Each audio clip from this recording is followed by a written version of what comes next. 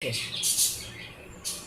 now let's see how this is happening because of the movement of the earth, rotation and revolution. More of the pressure belts are formed.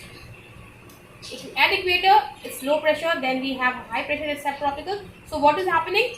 Subtropical area to equator.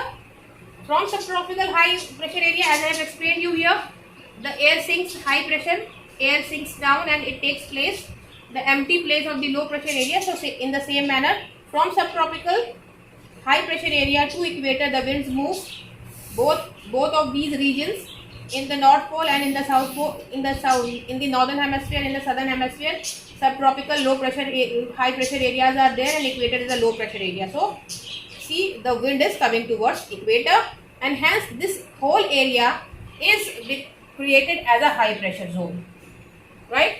And then again from this high pressure, because at the poles also we are having low pressure area, so from subtropical low pressure high pressure area, it will move towards the low pressure. All the time the wind is moving from high pressure area to the low pressure area and towards subpolar low pressure areas, subpolar low pressure side also. And why all this is happening? This is all happening because of the Coriolis force.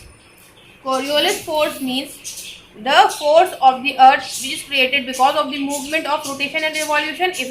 If you throw a ball from the terrace roof, it will not go straight near to the wall. It will fall apart. This